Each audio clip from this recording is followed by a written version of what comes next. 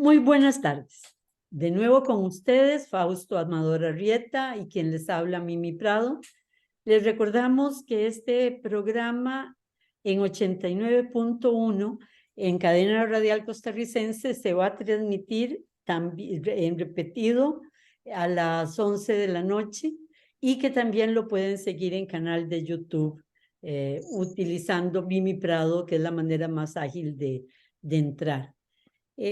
Este sería nuestro segundo programa sobre el Ecuador. No nos dio tiempo, creímos que le íbamos a dedicar al Ecuador un programa y no nos dio tiempo. La época de Correa, esa década de Correa, es demasiado importante como para haber pasado más rápidamente sobre ella y llegar al momento actual, el de las elecciones y el problema que están con la enorme violencia del narcotráfico. Pero Correa, del que hablamos, cómo había transformado el Estado, cómo había transformado incluso la producción y cómo había logrado un salto social, de desarrollo social y de eliminación de desigualdad realmente importante. Señalamos algunos hitos, un programa de discapacidad único en el mundo, una participación en 10 años de la mujer con una equidad también impresionante por el corto tiempo, una inversión en educación muy alta y en salud. Se quintuplicó el presupuesto de educación, por ejemplo. Las universidades crecieron, becó muchachos a las universidades gringas, etcétera, etcétera. Pero no nos dio tiempo de hablar, porque todo tiene claroscuros. El programa lo cerramos antes de hablar de los oscuros o de las cosas no tan buenas de Correa y seguir adelante en entonces hacia las nuevas elecciones de Correa. ¿Hice un buen resumen, Fausto? Me parece que sí, me parece que sí. En efecto, Ecuador se encuentra en vísperas de la segunda ronda de elecciones presidenciales y, como vos decías, las limitaciones de tiempo de nuestro programa nos impidieron adicionalmente hacer un análisis más profundo para comprender el significado de la llegada de Correa. O sea, no tuvimos tiempo de profundizar en la crisis propia política a la que respondió Correa. Pasamos muy por encima. Yo quiero ahora retomar ese aspecto de Correa como respuesta. ¿A qué? ¿A qué respondió? ¿Por qué llegó? ¿Por qué pudo ser posible? Los Bucaram. Bueno, es posterior, ¿verdad? Posterior a eso, pero ¿a qué respondió? En el programa anterior dimos una mirada panorámica al desarrollo sociopolítico de Ecuador y yo pienso que ni modo, habrá personas que solo vean este programa. Entonces voy a hacer una valoración muy sucinta, ¿verdad? La trayectoria sociopolítica de Ecuador. Bueno, Ecuador es un país andino 5 veces más grande que Costa Rica, con una población 3 veces más numerosa, una enorme biodiversidad, pero los modelos de desarrollo que han sido muy similares a los de Costa Rica, han sido muy paralelos. Como vos bien lo decías, de la República Liberal agroexportadora pasó al modelo de sustitución de industrialización por sustitución de importaciones y de ahí directamente cayó en la formidable crisis de los años 80 que lo llevaron de cabeza al neoliberalismo. Tradicionalmente su conexión con el mercado mundial ha sido muy similar a la de Costa Rica a través de la exportación de banano, del que llegó a ser el primer exportador del mundo, y desde 1972 se convirtió en el 6º país exportador de petróleo de América Latina. Es muy interesante comprender cómo fueron dictaduras militares y no civiles las que se preocuparon por la nacionalización y por la recuperación de la industria petrolera. Pero bueno, Ecuador, a diferencia de Costa Rica, padeció de una endémica inestabilidad política. ha tenido largas presidencias civiles autoritarias, dictaduras militares, breves y muy contradictorios gobiernos democráticos, sistemáticamente plagados de formidables escándalos de corrupción.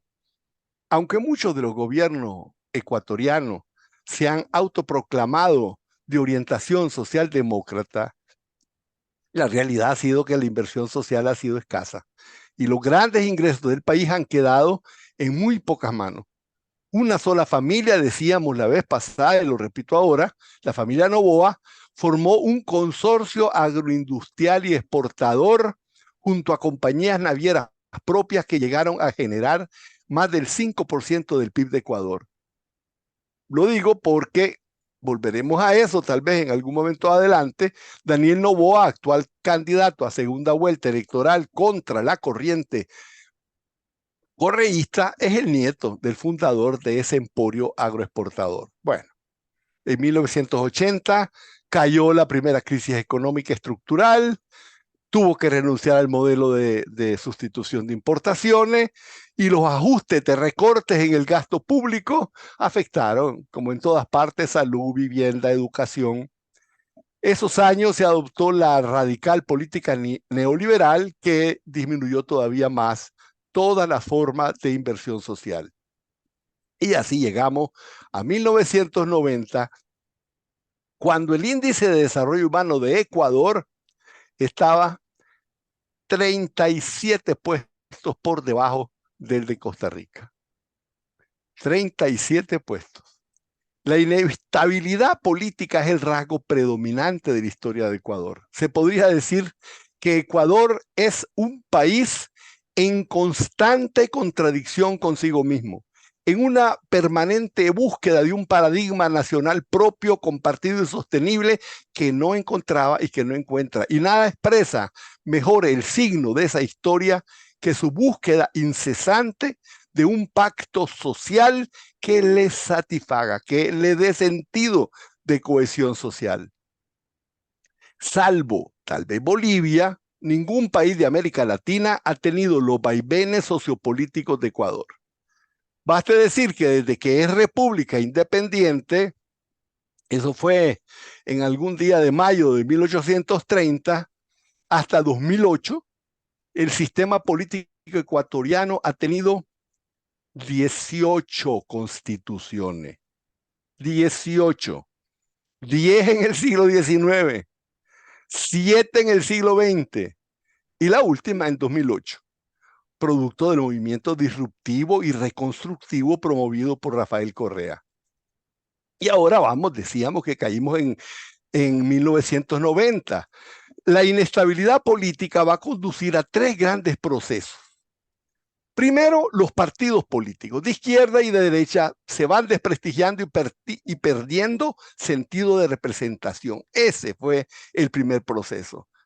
Y entonces, en ese proceso, mientras la izquierda organizada, los sindicatos y las organizaciones civiles reivindicativas, clásicas, perdían capacidad de convocatoria, paralelamente en la escena política de Ecuador fue creciendo algo nuevo, organizado, cada vez más consciente de sí mismo, el movimiento indígena. Y se fue convirtiendo poco a poco en un actor nuevo y decisivo, desarrollando una amplia capacidad de movilización, convocatoria, acción e incidencia política más que en ninguna otra parte de América Latina, incluso más que en Bolivia. Eso permite explicar por qué la Constitución de 1998, la que quiso implantar constitucionalmente el neoliberalismo, va a establecer en su artículo primero que el Ecuador es un Estado social de derecho, soberano, unitario, independiente, democrático, pluricultural y multiétnico. Va a ser Correa que le va a añadir la palabra multinacional. Pero mientras se afianzaba y buscaba expresión política, los movimientos indígenas, sucedía lo contrario con los partidos de izquierda. Las organizaciones obreras y otras organizaciones reivindicativas perdían arrastre. Por eso, El tercer proceso que se ocurre desde el 1990 es una crisis estructural generalizada, donde los sectores dominantes van cada vez perdiendo más capacidad de lograr consensos incluso entre ellos. Y entonces llega la fecha mágica de 1998 con un fenómeno contradictorio. El primero, tratan de reconstruir la representación política de la que están conscientes que está en crisis. Es la Constitución que se establece. Pero apenas aprobada la Constitución, en 1999 le alcanza la historia. Quebró de forma masiva todo el sistema financiero ecuatoriano. 12 bancos y 10 instituciones financieras quebraron. La gente perdió sus depósitos bancarios. Se probó que existía vinculación del gobierno con la banca corrupta y eso terminó de romper la credibilidad de los partidos tradicionales. El gobierno se lanzó a salvar a la banca en quiebra. Y el dinero que el gobierno emitió para salvar depósitos, la banca lo cambió por dólares para pagar sus propias deudas en el extranjero. Fue muy poco lo que se devolvió. Casi toda la gente perdió sus depósitos. Se calcula que el salvataje bancario costó 6.000 millones de dólares. El PIB per cápita se convirtió en menos del 43% del promedio de ingresos per cápita de toda América Latina. Fue el proceso de empobrecimiento acelerado más grande de América Latina, por lo menos en un tiempo tan corto, ¿verdad? En un solo año, con una inflación enorme, y para detenerla el 11 de enero del año 2000 se impuso la dolarización. Y se estableció que se dieran 25.000 sucres por cada dólar. Apenas un año antes se compraba un dólar con solo 4.000 sucres, es decir, los depósitos bancarios perdieron el 70% de todo lo que valían. Pero 70% es poco porque la mayor parte de la gente no recibió ni siquiera eso. La banca había quebrado. Entonces, en ese momento, ahí estamos, en 1999, el presidente fue depuesto por una combinación de manifestaciones populares en los que participaron miembros del ejército, se dio un golpe de Estado. Bueno, el país quedó, ese es el ambiente, ¿verdad?, que había en 1990. Y los siguientes 5 años van a ser atroces. El país hundido, deprimido, la población molesta, la gente habiendo perdido todos los ahorros de su vida, los políticos siguiendo con el saqueo. Es una cosa impresionante. Desde entonces van a pasar esos años atroces de inestabilidad, de deterioro de indicadores económicos y sociales, periodo intenso de protesta ciudadana, movimientos indígenas. El movimiento indígena es en este momento que se convierte en el principal protagonista. Pone quite presidentes, la incertidumbre, la conflictividad, el deterioro del nivel de vida, son las agendas. Y luego la otra agenda, la altísima corrupción política, por otra parte.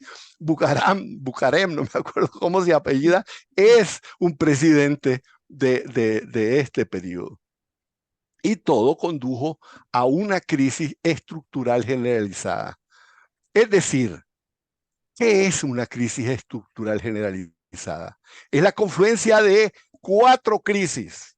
Crisis económica, crisis social, crisis política y crisis de representación. Son cosas diferentes. Las primeras 3 son fáciles de comprender. Crisis económica y crisis social se mide con indicadores estadísticos. La crisis política tiene que ver con la vida política institucional, choques paralizantes entre poderes, crisis, golpes de Estado, parálisis. En cambio, la crisis de representación es un concepto más profundo. Y me vas a volver a perdonar, Mimi, pero voy a tener que recurrir a un autor que es uno de mis preferidos. Ecuador padecía lo que Gramsci llamaba crisis de hegemonía. Es decir, la clase política encargada de ejercer la función hegemónica sobre la sociedad deja de ejercer hegemonía y se queda simplemente ejerciendo dominio, fuerza. Deja de convencer, deja de lograr consenso social, deja de ser líder, dirigente y queda simplemente dominando, detentando la fuerza coercitiva pura, pero que no convence. Ejerce el poder, pero el contexto político es incierto porque tiene que ejercerlo cada vez con fuerza. No existe el elemento de convicción de la hegemonía que permite gobernar sin hacer uso de la fuerza. Y entonces pasa de crisis en crisis, de incertidumbre en incertidumbre, en ausencia de hegemonía. El momento culminante de ese proceso en Ecuador se produjo en abril de 2005.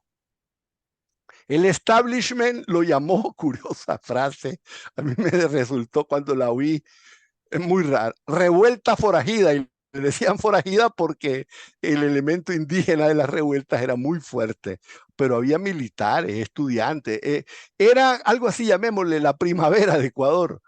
Eventualmente el movimiento correísta le comenzó a llamar la Revolución de Abril. Bueno, en ese momento, movimiento, golpe de Estado, cae el gobierno, la Asamblea Legislativa designa un presidente, Alfredo Palacio, para que gobierne hasta las próximas elecciones que van a ser un año después. Era una salida transitoria a una crisis institucional fantástica. Apenas un año después, en 2006, debía convocar a elecciones y ahí en ese momento de 2005, cuando se inician las elecciones, aparece Rafael Correa.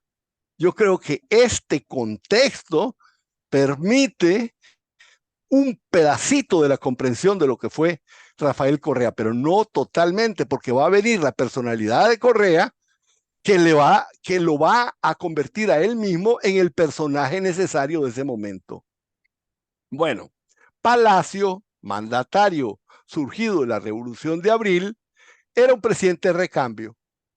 Quiso formar un gabinete que dijo que no iba a ser político y entonces nombró gente no política, especialistas, licenciados, doctores, técnicos. Y entonces puso a Rafael Correa, doctor en economía, como ministro de Economía.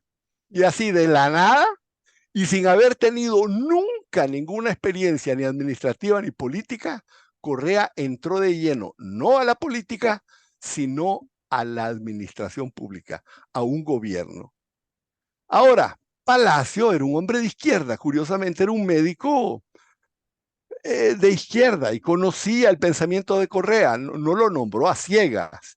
Ya habíamos hablado la vez pasada en la tesis de Correa, que era un antineoliberal y contra los procesos de endeudamiento y la necesidad de la autonomía nacional, etcétera, etcétera. Entonces, adicionalmente, resulta que Correa era bastante diferente de la norma latinoamericana, porque no había militado en partidos políticos, ni en organizaciones sociales ni gremiales. La única organización en la que participó muchos años de su vida fue en los Boy Scouts. Se formó gracias a becas escolares, etcétera. Eso lo ampliamos ampliamente y explicamos la vez pasada que como joven graduado había interrumpido su carrera para apoyar una misión salesiana como voluntario en las lejanas montañas de Zumbagua, creo. Y que Su carrera aprendió el quichua, un elemento vital para entender su relación con Pachacutic y el movimiento indígena. Así es. Y adicionalmente recibió un baño cultural en esa estadía, que le fue muy importante. Bueno, el presidente Correa concordaba con el pensamiento de Correa, pero era muy débil. No tenía la fuerza. Y cuando, sí, el presidente Palacios, no sé qué dije, concordaba con Correa, pero el gobierno de Palacio era muy débil y no tuvo la fuerza de apoyar a su ministro de Economía y entonces su ministro de Economía tuvo un encontronazo con él y con el Banco Mundial. El Banco Mundial exigía que los excedentes por la venta de petróleo, en una situación de crisis económica tan brutal, a mí me parece mentira, ¿verdad? Parece mentira que los excedentes, dice que paguen la deuda externa en vez de ocuparlo en el alivio de una situación económica tan grave. Pero bueno, era el Banco Mundial, Palacio era un presidente de pasadita, no lo escuchó, y entonces Correa renunció en 2005, o sea, estuvo apenas unos cuantos meses, apenas el tiempo suficiente para hacerse candidato. Bueno, Correa se fue haciendo muy popular, salió del gobierno, no quiso ser parte de ninguna organización de izquierda, y eso le va a dar una enorme fuerza, porque hay que entender que en la situación de crisis estructural generalizada, los partidos habían perdido atractivo político. Cualquier partido, no era que metiéndose en un partido de izquierda le iba a favorecer, todo lo contrario, lo que lo favoreció fue no meterse en ninguno de ellos, porque entendió que los partidos ya no representaban a nadie. Él lo llamó partidocracia. Él dijo que era dominio de partidos sin representación. Decía, dominio de los partidos que no le responden a nadie. Por eso no se metió en ningún partido, ni siquiera, y mucho menos, en la izquierda, que además en Ecuador era muy dogmática.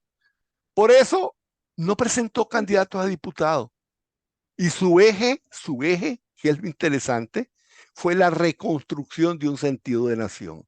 Y aquí vemos cómo es totalmente gramsciano, aunque no haya conocido a Gramsci. Tal vez en estos momentos vale la pena. No estudió a Gramsci también, o sea, es lo suficientemente estudioso como para ver.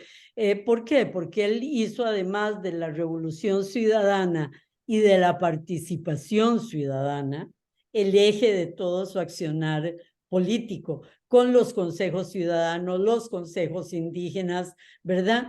Y fue a través de esa consulta permanente a la ciudadanía que él quería ejercer poder. Vamos a hacer aquí un corte y regresamos con ustedes en unos minutos.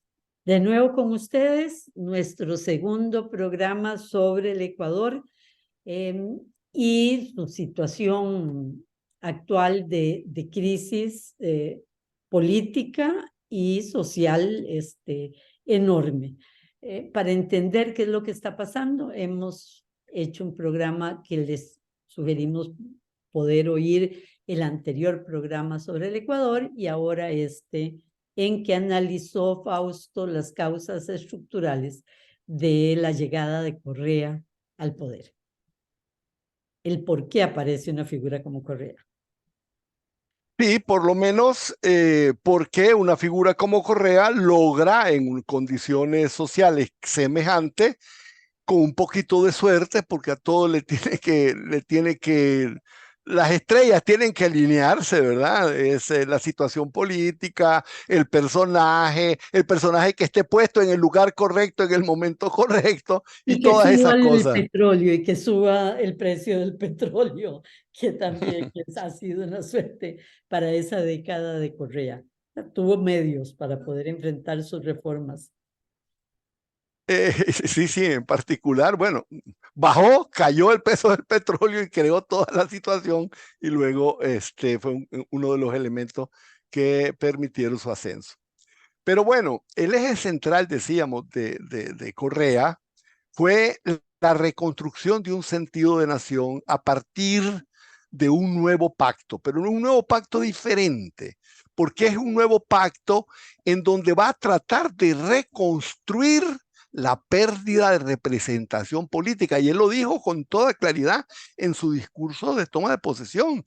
Dijo, yo no puedo, nosotros no podemos, y lo dijo así en ese orden, reconstruir nuestro sentido de nación solos. Necesitamos la participación de todos. Y dijo, incluso necesitamos que todos asumamos la responsabilidad que hemos tenido de la situación en la que estamos. O sea, el hombre estaba tratando de hacer un esfuerzo por reconstruir la representatividad política, la representatividad de la clase política perdida. Y tuvo un fantástico éxito. Primero, sin diputado, ganó en 2006 y fue presidente de 2007 hasta 2017. En 2007 logró la convocatoria de una constituyente, en 2008 logró que fuera aprobada y casi merecería un programa discutir todas las cosas que tuvo esa constitución. Después, las visiones que tenía de administración del Estado, de cambios de política, de iniciativas económicas, de iniciativas sociales, de iniciativas culturales, tuvieron un éxito tan formidable que fue electo presidente 2 veces más y en su segundo mandato logró mayoría absoluta en la Asamblea Legislativa. Ese era el nivel de satisfacción que había logrado. Después, así, cuando fue a su tercer mandato, estaba claro que había resuelto la crisis de representación de Ecuador con un sistema constructivo de participación ciudadana, una nueva institucionalidad democrática aún incipiente y como uno de los elementos centrales de la recuperación de la representatividad política fue una nueva corriente política que era ya representativa. Era la expresión de esa representatividad, antípoda del neoliberalismo. Y es lo que la gente llamó corralismo y es lo que está en cuestión en estas elecciones. Vos hiciste un buen síntesis, una buena síntesis de todos los éxitos concretos que tuvo, pero yo no me voy a meter en eso, pero restableció un formidable consenso social a partir del cual esa renovada representación política comenzó a funcionar. ¿Y qué pasó? Tenemos que ver sus lados negativos. Correa fue sistemáticamente atacado por la prensa, vos lo habías hecho notar, bajo dominio de grandes capitales, y entonces la prensa aprovechó cada uno de sus errores o no errores, o incluso cada uno de los aspectos de su personalidad para volverlo en contra suya. Y después, tenía dos grandes contradicciones. Era indigenista, pero no era indígena. Y era ecologista, pero al mismo tiempo desarrollista. Era anti-extractivista, pero al mismo tiempo necesitaba la extracción del petróleo Y y de algo las de su minas. personalidad era Sí, la búsqueda de la participación total y al mismo tiempo tenía elementos autoritarios, ¿verdad? E impacientes para escuchar a los que se le oponían, ¿verdad? Y eso también creó rompimientos hasta con el movimiento indígena. Es decir, desde el primer año de gobierno, Correa estuvo enfrentado al movimiento indígena y eso por razones, ya te decía, estructurales, pues no fueron sus problemas de carácter los que los enfrentaron al movimiento indígena. A 11 meses de su gobierno, reprimió con violencia las protestas indígenas contra las instalaciones petroleras en la ciudad a eso amazónica más de refería, Dayunua. la represión o los elementos autoritarios por sobre el diálogo con los grupos indígenas, ¿verdad? Y con otros sectores también, de que es la gran crítica a Correa. Sí, claro. Efectivamente así ocurrió, pero sería injusto no tomar en cuenta que Correa inició un largo diálogo y hubo toda una gran discusión sobre el tema de la explotación petrolera. Y fue después de un largo tiempo que fueron los propios indígenas que se lanzaron a tomarla por la fuerza. Y entonces, bueno, no es que no hubo diálogo en ese momento. Yo sé, es decir, lo que Correa, el diálogo Correa requiere muchísima mayor paciencia, ¿ya? ¿Ya? y es menos ineficiente, y es más ineficiente en algunos momentos, pero da a veces resultados más sólidos. Es otra contradicción. Claramente. De alguna manera el hombre se vio entre la espada y la pared, y si dejaba tomadas las instalaciones petroleras, es decir, era No, una decisión difícil. Correa defendía la minería en gran escala, los megaproyectos de desarrollo, la infraestructura multimodal de transporte entre las costas brasileñas y las ecuatorianas, que habrían causado enorme destrucción masiva. Y la prueba de su actitud abierta al diálogo es que la ciudadanía logró detenerla. Y en eso él nos impuso. También influyó, como vos lo decís, un estilo dominante de liderazgo. Lógicamente, muchos le dijeron autoritario, prepotente. En todo caso, fue muy personalista. Y entre que a veces era su personalidad y a veces no tenía más remedio, sumó opiniones en su contra, y eso facilitó la tarea a sus detractores, que además se vieron beneficiados por los tremendos escándalos de corrupción que se dieron en su tercer mandato, con el escándalo de los escándalos que salieron con los papers de Panamá y con de varios de sus ministros. sí, sí, es de ese tipo.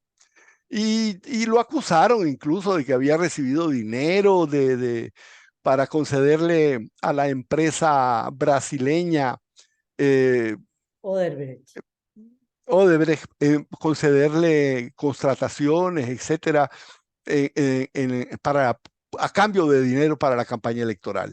Eso minó fuertemente su imagen, pero había logrado reconstruir el sentido de representación política, y entonces viene la tragedia de Correa.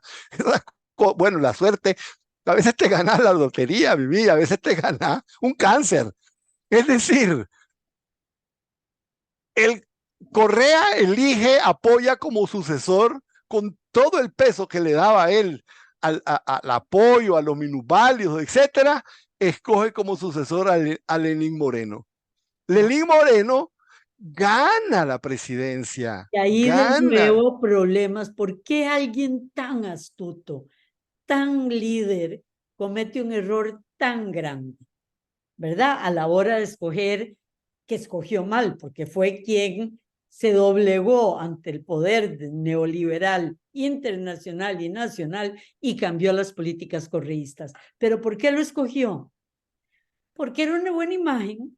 Bueno, aquí estoy especulando, pero uno podría entender que es porque una buena imagen, alguien con discapacidad, era su vicepresidente, pero además me corto un dedo si no es porque pensó es totalmente manejable. O sea, yo podré gobernar a través de Moreno. Y ahí cometió el error. Bueno, yo no me cortaría el dedo, pero la realidad es que los que se enfrentaban en las primarias de su partido eran, por una parte, el vicepresidente, que tenía en esos momentos, que había salido tremendamente manchado con el escándalo de Odebrecht.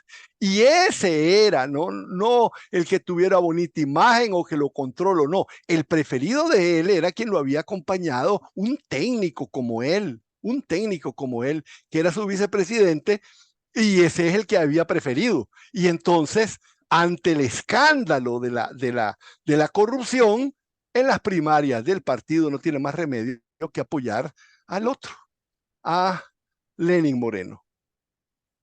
Y bueno, Lenín Moreno, débil, y al mismo tiempo probablemente de poca convicción, cambia las políticas, se lanza abiertamente contra él, y bueno, Correa tuvo que decir, bueno, ¿qué hacemos ahora? Y tuvo que formar un nuevo partido de cero, Revolución Ciudadana. Y apenas formado se volvió tremendamente fuerte, y de hecho ganó en la primera ronda, ganó las elecciones en la primera ronda. Pero no con suficientes como para no ir a la segunda ronda, y tuvo que ir a la segunda ronda, y en la segunda ronda perdió contra un banquero, Lasso.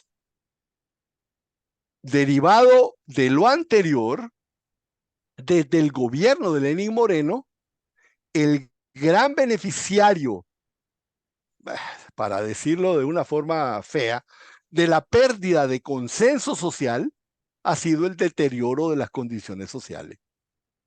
Es decir, había logrado resolver una crisis de representación política, había logrado estabilizar el país con 3 mandatos seguidos, y todavía tenía un cuarto mandato que ganó con Lenín Moreno, y ahí la crisis de representatividad regresa. Lenín Moreno despedaza sus políticas. El siguiente gobierno que va a ser el que había perdido contra Lenín Moreno, el banquero Lasso, todavía profundiza más la crisis y no logra gobernar, y llega un momento en el que tiene que llamar a esto que nosotros explicamos la vez pasada, que era la muerte cruzada. Y Antes bueno, uno de los... hablemos un poquito de que Lasso, porque no tiene la Asamblea Legislativa, que le va a hacer una especie de impeachment a lo gringo, a Lasso, y para evitar eso, en lugar de renunciar, hace lo de la muerte cruzada. Pero previo a eso llama 2 referéndums, buscando ahí legitimar su gobierno y poder enfrentarse a la Asamblea Legislativa. Y los pierde los 2. Con 8 preguntas en el referéndum de comienzo de este año, no estoy claro cuál fue el otro, con 8 preguntas en el comienzo del gobierno, pierde cada una de las preguntas. Cada una de las preguntas las pierde en un solo referéndum. Bueno, uno de los impactos más tremendos que ha tenido, digamos que Perdón, es el el otro resultado. referéndum era solo de Quito, ¿verdad? Es decir, hay uno nacional que tiene que ver con el petróleo, la explotación del Amazonas, etcétera, y el otro es solo Quito y es la extracción del oro en el Chocó andino, porque le corresponde solo a Quito decidir. Aquí estamos un poquito confundidos, Mimi. Hay 2 cosas que son el referendo de comienzos de año, que es un referendo con 8 preguntas de transformaciones constitucionales, y los plebiscitos que se dieron acompañando a las elecciones del 20 de agosto. En los plebiscitos que acompañaron a la elección del 20 de agosto son los plebiscitos relacionados con la explotación petrolera. Y el oro, Sí, son 2. el oro. Y el referendo de comienzos de año es el referendo político, es el referendo de las reformas constitucionales. Lo junté todo en uno solo, sí. Disculpe. Sí. Bueno, yo obviamente, en momentos así me quedo un poco en el aire porque dije, ay, no estudié cuál fue el otro referendo. Pero bueno, la cosa más importante es que, digamos que hay dos grandes premisas, ¿verdad? Uno dice, en el largo plazo, la criminalidad se combate con transformaciones sociales. Se dice, por ejemplo, con educación, inversión social, etcétera. Pero no se dice lo contrario. Y es que si rápidamente se deterioran las condiciones sociales, lo primero, y eso sale muy rápido, es la criminalidad. Mientras que la eliminación de la criminalidad por la vía de las transformaciones sociales es muy lenta, el ingreso de la criminalidad por el deterioro de las condiciones sociales es un fenómeno muy rápido. Y entonces, en apenas las 2 administraciones que han tenido lugar, apenas 5 o 6 años, Ecuador se ha convertido en uno de los países de mayor criminalidad de América Latina, con 40 homicidios cada 100.000 habitantes. En una última encuesta, me costó un poquito encontrarla, pero porque es del 30 de agosto, dice que la población percibe como el peor problema, el 42% de los ecuatorianos perciben que la delincuencia es el principal problema del país.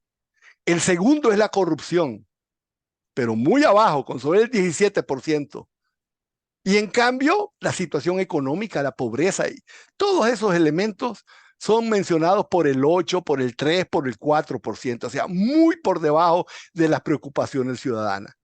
Sin embargo, y a pesar del enorme peso que está teniendo la inseguridad, en ningún momento las propuestas de fuerza contra el crimen organizado, yo creo que aquí vos vas a poder hacer una reflexión bastante interesante, jamás las propuestas de fuerza han logrado tomar un lugar central en la intención de voto. Por ejemplo, el candidato Jan Topic, el de medidas extremas de fuerza contra el crimen organizado, no estuvo nunca ni cerca del primer lugar en intención de voto. Se decía el Bukele ecuatoriano. Las encuestas le daban un quinto lugar y en las votaciones, que no fue sorpresa, quedó en quinto lugar. Y además también es contradictorio que la población rechazara cada una de las 8 preguntas que presentó el presidente Lasso en el referendo de comienzos de año.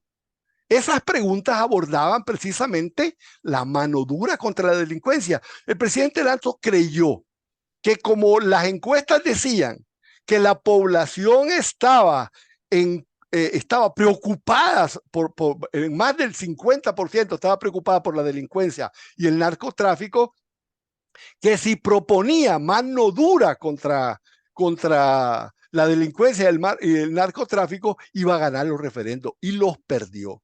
Entre las preguntas estaba meter al ejército en la lucha contra la delincuencia o la extradición de los narcotraficantes. Y entonces perdió esas dos. Y entonces es interesante cómo la sensatez política de un país que ha recuperado, por lo menos parcialmente, la representatividad política, no se tira a los extremos, se tira a que resuelvan el problema los partidos en los que se siente representado. Y esto es lo que yo siento que es muy interesante.